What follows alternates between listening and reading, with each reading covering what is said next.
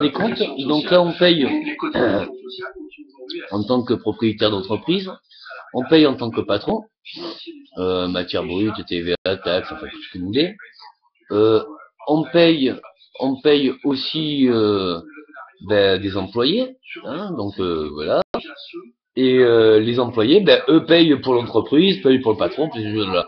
Donc c'est ni constructif pour le patron, ni constructif pour l'employé. Et après, l'État veut nous faire croire que il nous donne.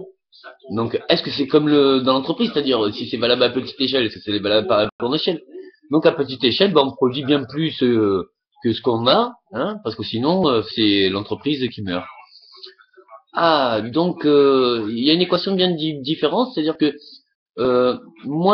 plus le comment ça s'appelle, plus son employé produit et plus il produit donc un capital pour l'entreprise qui peut élargir son entreprise et peut après par la suite par les économies, les efforts des ouvriers passer à un autre niveau pour que tout le monde passe le cap.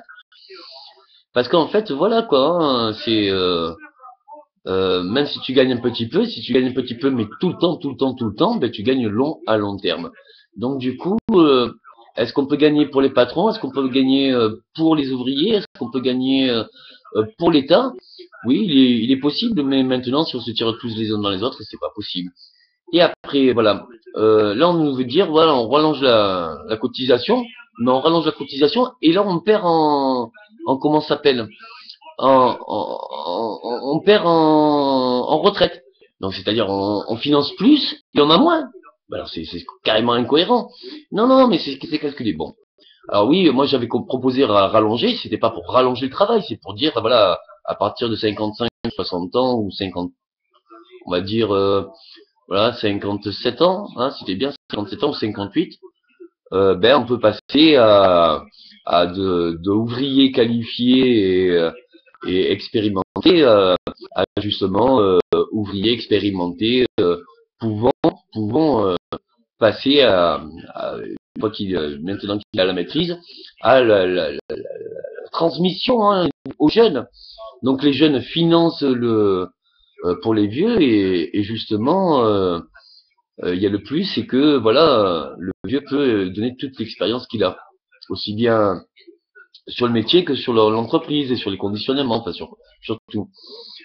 Maintenant, il y a quelque chose qui est bien, c'est qu'on a une occasion, comme vous avez vu, de vivre longtemps et éternel. Et il est vraiment intéressant de ne pas traduire tout ça à son intérêt. J'ai aucun intérêt à faire travailler plus les gens.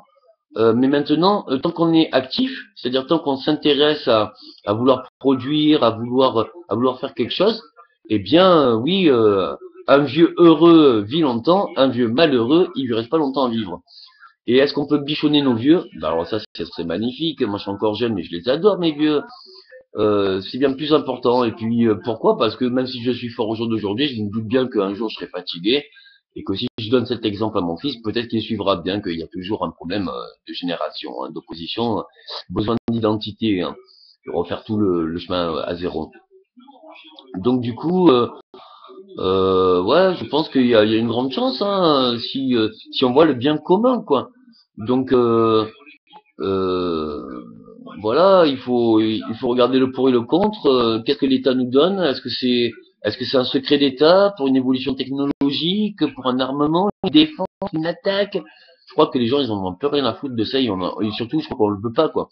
Donc est-ce qu'avec un budget de l'armée, avec un embargo, on pourrait relever toute la société? Bah ouais. Mais même si on le fait pas, je vais vous dire que l'union fait la force. Hein. C'est-à-dire que seul, pour des justes causes, on peut faire beaucoup. Alors imaginez si on se réunit pour les justes causes. Mais là, ça ira que de plus en plus vite, de plus en plus fort, et pour tout le monde, et c'est tout le monde qui se retrouvera. Donc je t'aime une fois, je t'aimerai toujours. Je t'aime une fois, je peux plus t'aimer. J'ai du mal à considérer ça comme de l'amour, voire même opposé. Mais je t'aime, je t'ai plus, donc j'ai mal, je t'en veux, et je te retrouve. Alors là, que demande le peuple? Qu'on retrouve notre cœur. Allez, je vais pas regarder parce qu'on pourrait y croire que si ça. il y a le soleil qui veut sortir, il veut pas briller, alors on va essayer de le faire briller, parce que là ça serait bon qu'il y ait un beau soleil quand même, donc du coup,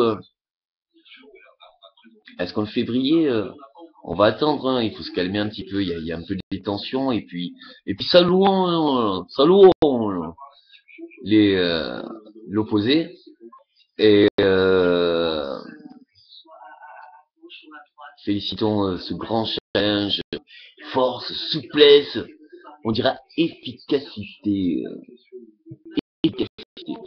Hein, s'ils veulent être forts, ben qu'ils fassent mieux, hein. Pas mieux pour eux, non, non, mieux que tous les autres qui les entourent. Hein.